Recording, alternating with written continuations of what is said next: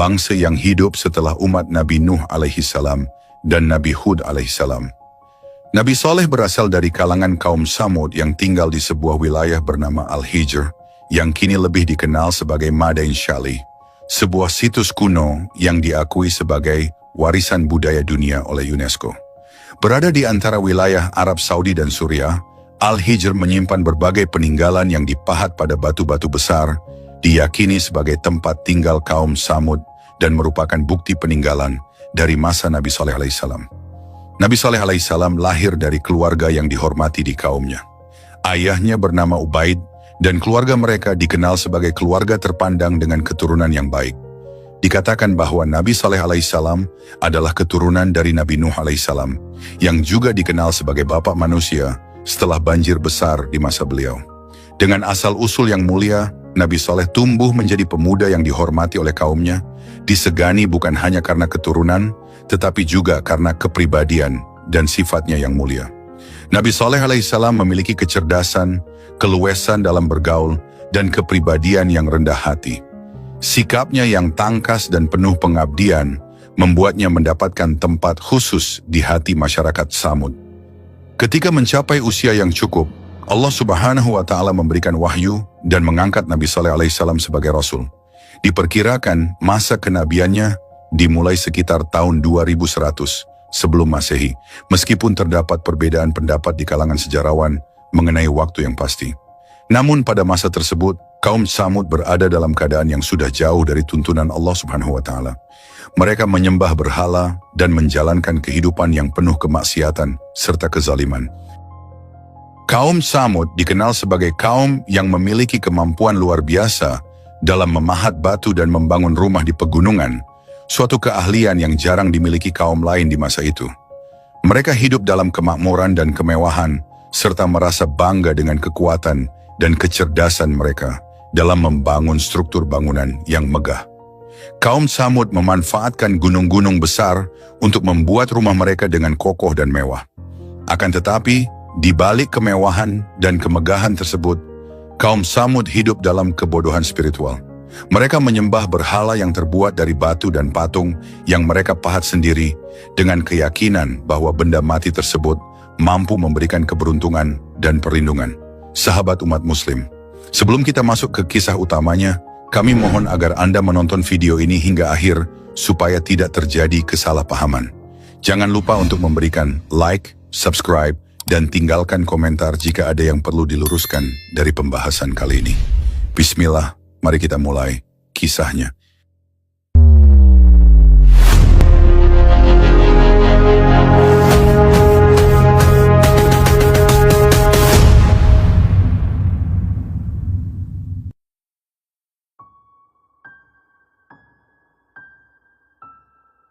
Samudyan adalah nama suatu suku yang oleh sementara ahli sejarah dimasukkan bagian dari bangsa Arab, dan ada pula yang menggolongkan mereka ke dalam bangsa Yahudi.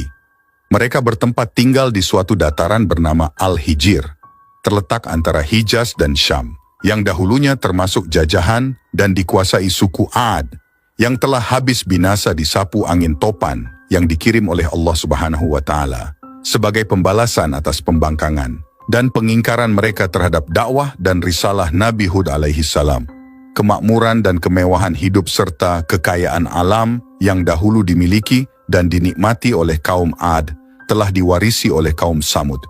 Tanah-tanah yang subur yang memberikan hasil berlimpah ruah, binatang-binatang perahan dan lemak yang berkembang biak, kebun-kebun bunga yang indah, bangunan rumah-rumah yang didirikan di atas tanah yang datar, dan dipahatnya dari gunung. Semuanya itu menjadikan mereka hidup tentram, sejahtera dan bahagia, merasa aman dari segala gangguan alamiah, dan bahwa kemewahan hidup mereka akan kekal bagi mereka dan anak keturunan mereka. Kaum Samud tidak mengenal Tuhan.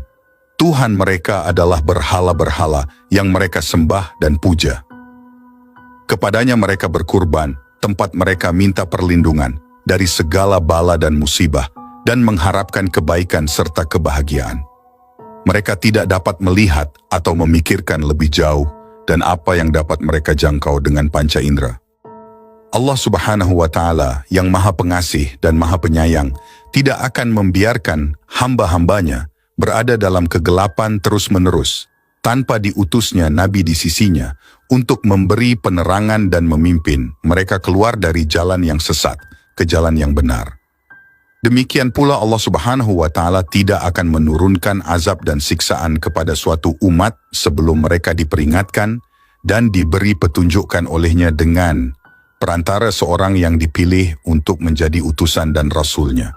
Sunnatullah ini berlaku pula kepada kaum Tsamud yang kepada mereka telah diutuskan Nabi Saleh alaihi salam, seorang yang telah dipilihnya dari suku mereka sendiri, dari keluarga yang terpandang dan dihormati oleh kaumnya, terkenal tangkas, cerdik, pandai, rendah hati, dan ramah tamah dalam pergaulan.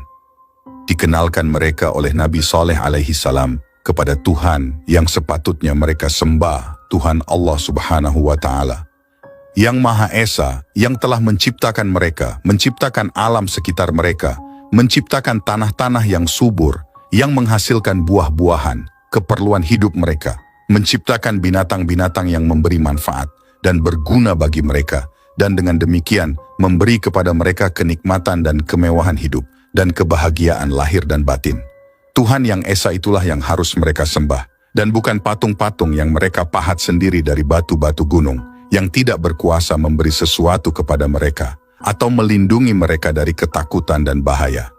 Nabi Saleh alaihi salam memperingatkan mereka bahwa ia adalah seorang daripada mereka, terjalin antara dirinya dan mereka ikatan keluarga dan darah.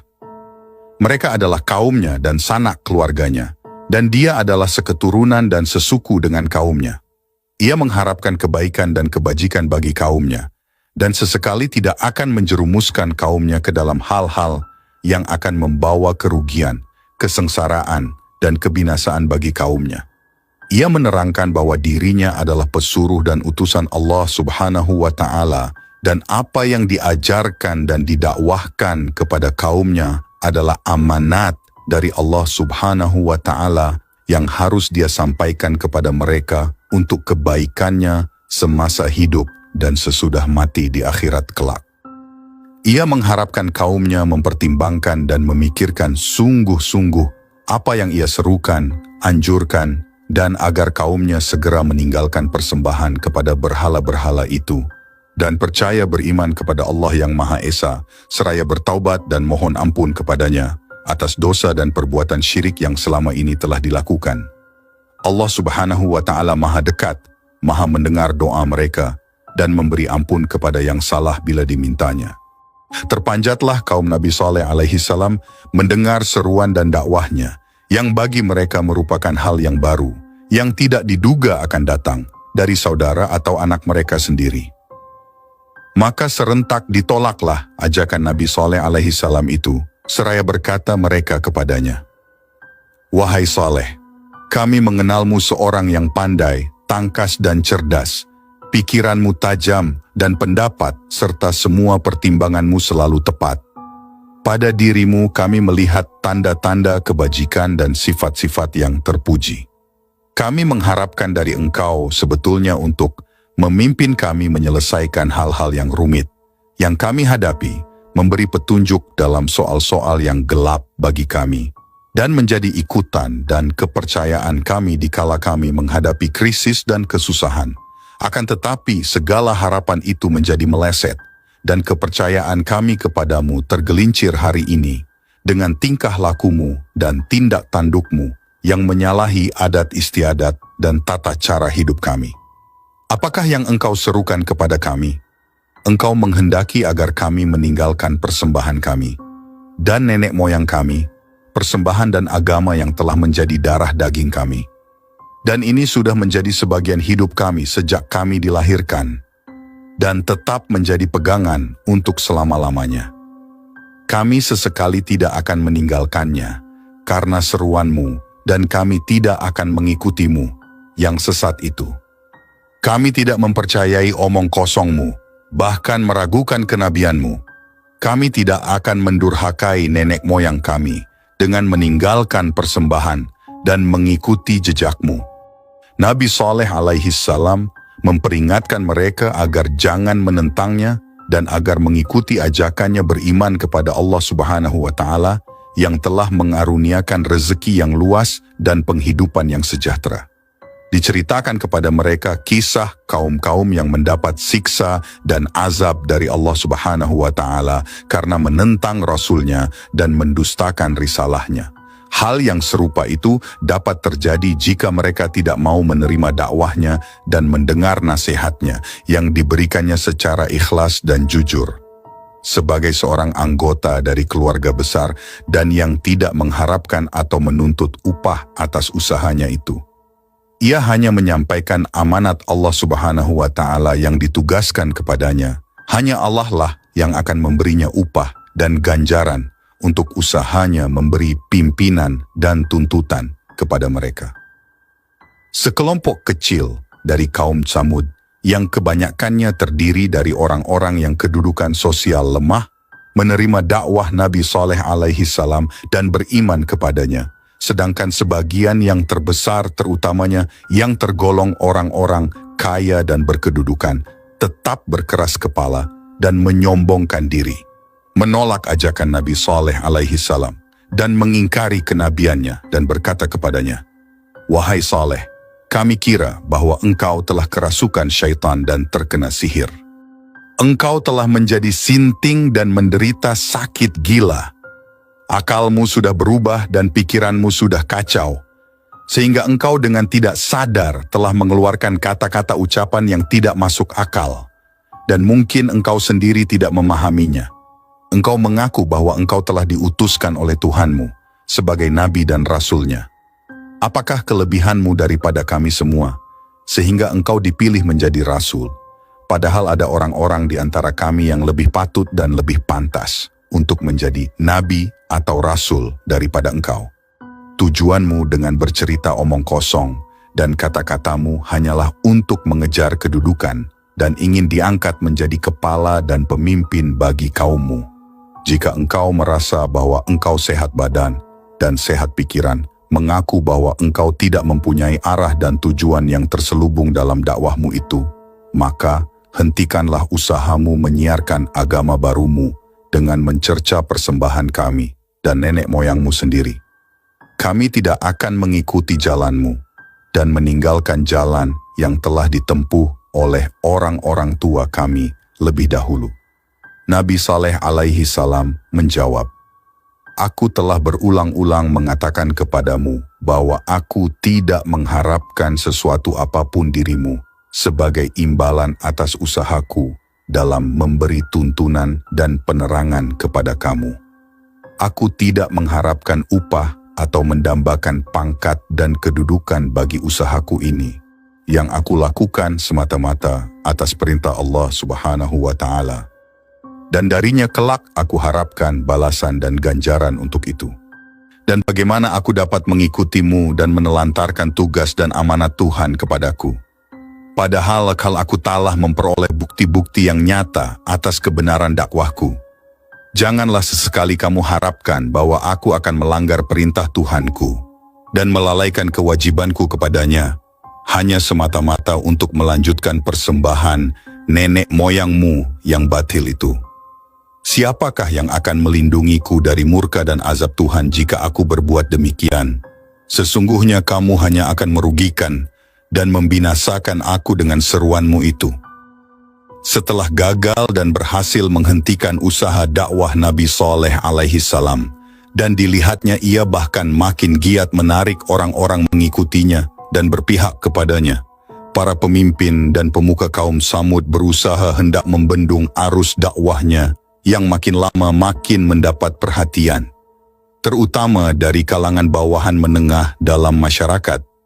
Mereka menantang Nabi Saleh alaihi salam dan untuk membuktikan kebenaran kenabiannya dengan suatu bukti mukjizat dalam bentuk benda atau kejadian luar biasa yang berada di luar kekuasaan manusia.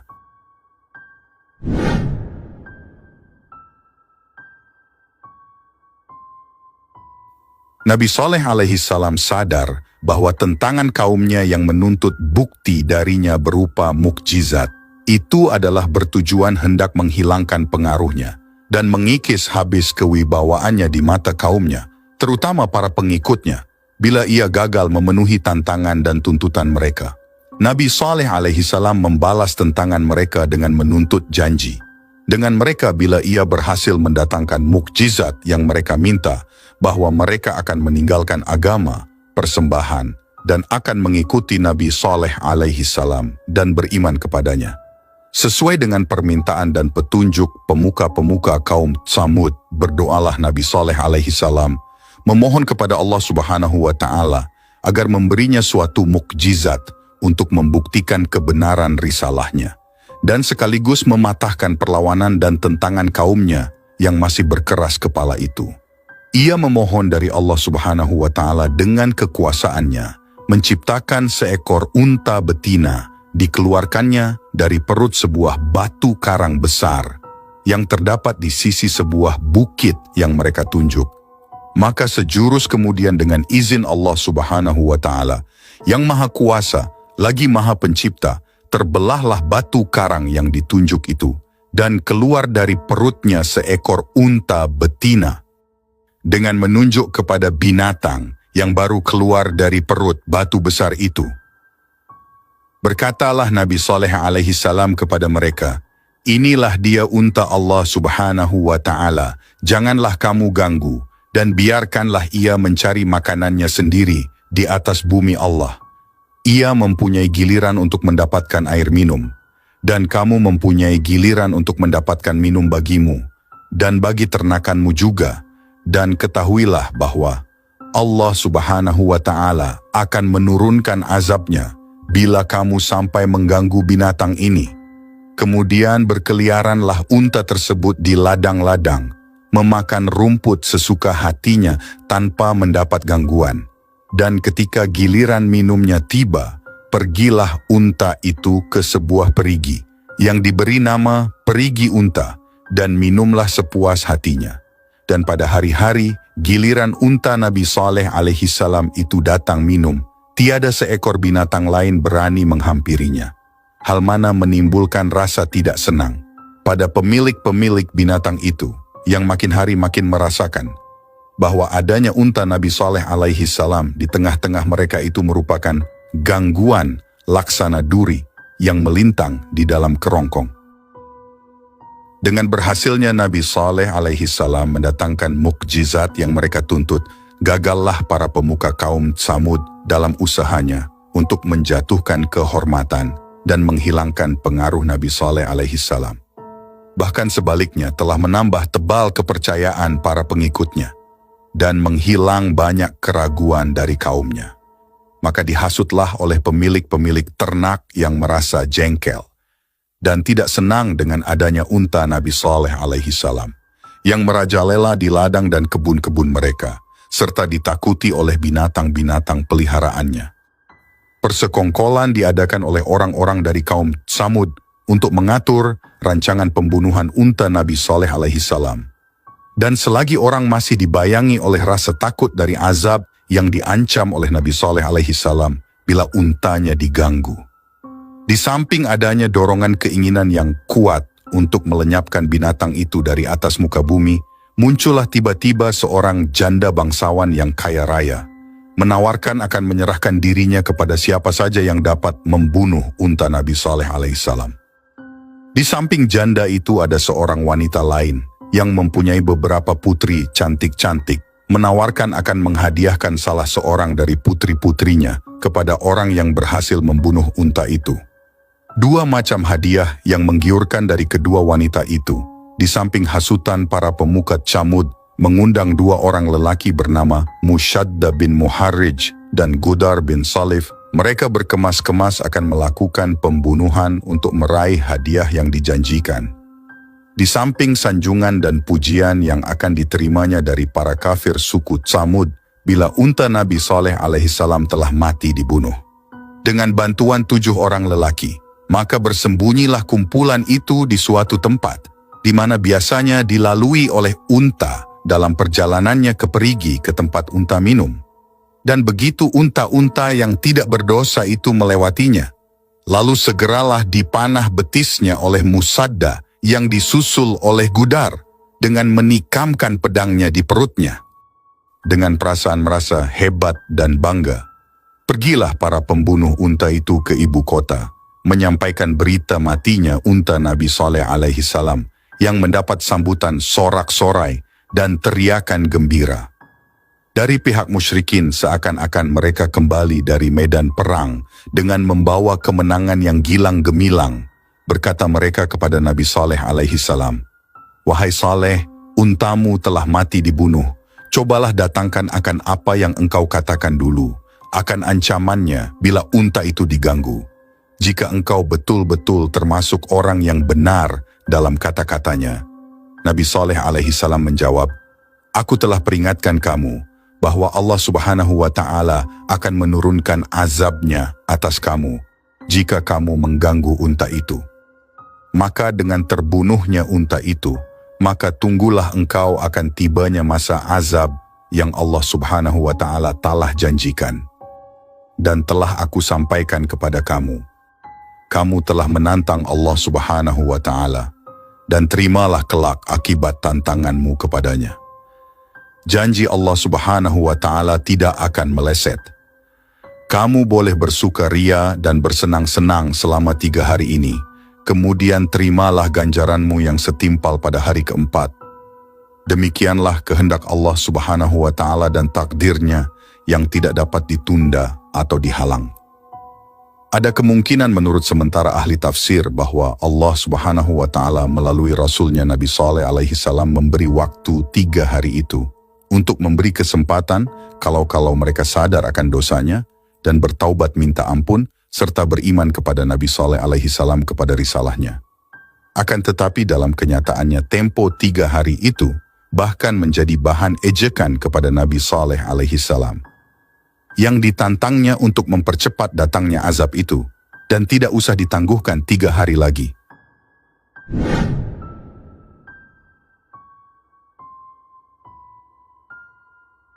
Nabi Saleh alaihi salam memberitahu kaumnya bahwa azab Allah Subhanahu wa Ta'ala yang akan menimpa di atas mereka akan didahului dengan tanda-tanda, yaitu pada hari pertama bila mereka terbangun dari tidurnya akan menemui wajah mereka menjadi kuning dan berubah menjadi merah pada hari kedua dan menjadi hitam pada hari ketiga, dan pada hari keempat turunlah azab Allah Subhanahu wa Ta'ala yang pedih.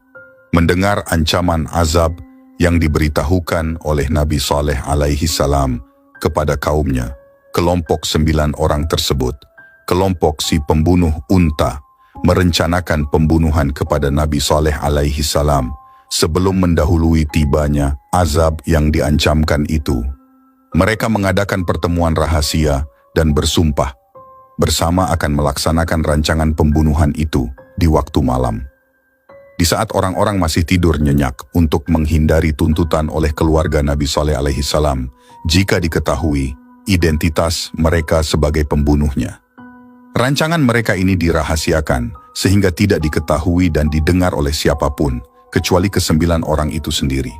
Ketika mereka datang ke tempat Nabi Saleh alaihi salam bagi melaksanakan rancangan jahatnya, di malam yang gelap gulita dan sunyi senyap, tanpa mereka sadari berjatuhan di atas kepala mereka batu-batu besar yang tidak diketahui dari arah mana datangnya dan seketika menewaskan mereka di atas tanah dalam keadaan tidak bernyawa lagi. Demikianlah Allah Subhanahu wa Ta'ala telah melindungi Rasulnya dari perbuatan jahat hamba-hambanya yang kafir. Di 1 hari sebelum hari turunnya azab yang telah ditentukan itu, dengan izin Allah Subhanahu wa Ta'ala, berangkatlah Nabi Saleh alaihi salam bersama para mukminin pengikutnya menuju Ramlah, sebuah tempat di Palestina, meninggalkan Hijr dan penghuninya. Kisah Nabi Saleh alaihi salam dan azab dari Allah Subhanahu wa Ta'ala untuk kaum Samud juga tertulis dalam Al-Quran, bahwa Nabi Saleh alaihi salam memberi 3 hari untuk datangnya azab. Banyak ahli tafsir yang mengatakan bahwa 3 hari tersebut adalah kesempatan terakhir bagi kaum Samud untuk bertaubat atas perbuatan buruk mereka dan beriman kepada Allah Subhanahu wa Ta'ala dan Nabi-Nya. Namun, mereka justru mencemuh Nabi Saleh alaihi salam untuk tidak menunda azab yang telah dijanjikan.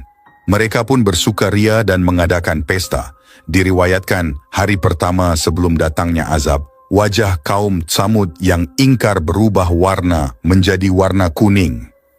Di hari kedua, berubah warna menjadi warna merah. Dan di hari ketiga, wajah mereka berubah warna menjadi warna hitam. Kemudian, di hari keempat, azab yang telah dijanjikan pun datang. Terdengar suara keras dari langit, dan setelah itu terjadi gempa bumi yang dahsyat, yang membuat kaum Tsamud yang ingkar meninggal dunia. Firman Allah Subhanahu wa Ta'ala dalam Al-Quran Surat Hud ayat 67-68. Suara yang menggelegar juga menimpa orang-orang zalim itu, sehingga mereka mati bergelimpangan di rumah-rumah mereka. Negeri itu tampak tanpa bekas sama sekali, seakan-akan mereka belum pernah tinggal di sana. Ingatlah sesungguhnya kaum Tsamud telah mengingkari Tuhan mereka. Ingatlah bahwa kaum Tsamud telah binasa. Firman Allah Subhanahu wa Ta'ala dalam Al-Quran Surah Al-A'raf ayat 78. Maka gempa dahsyat menimpa mereka, sehingga mereka menjadi mayat-mayat yang bergelimpangan di dalam reruntuhan tempat tinggal mereka. Nabi Saleh alaihi salam dan para pengikutnya selamat dari azab Allah Subhanahu wa Ta'ala. Sebagaimana firman Allah Subhanahu wa Ta'ala dalam Al-Quran Surat Hud ayat 66 yang berbunyi, ketika keputusan kami datang, kami menyelamatkan Saleh dan orang-orang yang beriman bersamanya berkat rahmat dari kami, serta kami menyelamatkannya juga dari kehinaan hari itu. Sesungguhnya Tuhanmu, Dialah yang Maha Kuasa, lagi Maha Perkasa. Pelajaran dan hikmah yang menonjol yang dapat dipetik dari kisah Nabi Saleh alaihi salam ini ialah bahwa dosa dan perbuatan mungkar yang dilakukan oleh sekelompok kecil kaumnya dapat berakibat negatif yang membinasakan masyarakat itu seluruhnya. Lihatlah betapa kaum Tsamud menjadi binasa, hancur, dan bahkan tersapu bersih dari atas bumi karena dosa dan pelanggaran perintah Allah Subhanahu wa Ta'ala yang dilakukan oleh beberapa gelintir orang pembunuh unta Nabi Saleh alaihi salam. Disinilah letaknya hikmah perintah Allah Subhanahu wa Ta'ala agar kita melakukan amar makruf nahi mungkar. Karena dengan melakukan tugas amar makruf nahi mungkar yang menjadi fardu kifayah itu, setidak-tidaknya kalau tidak berhasil mencegah kemungkaran yang terjadi di dalam masyarakat dan lingkungan kita, kita telah membebaskan diri dari dosa, menyetujui atau merestui perbuatan mungkar itu. Bersikap pasif acuh tak acuh terhadap maksiat dan kemungkaran yang berlaku di depan mata dapat diartikan sebagai persetujuan dan penyekutuan terhadap perbuatan mungkar itu. Demikianlah kisah Nabi Saleh alaihi salam ini. Semoga menambah keimanan dan ketakwaan kita kepada Allah Subhanahu wa Ta'ala. Amin. Jangan lupa untuk bantu support channel Umat Muslim dengan like, subscribe, dan tulis pendapat kalian di kolom komentar tentang kisah ini. Akhir kata, wassalamualaikum warahmatullahi wabarakatuh.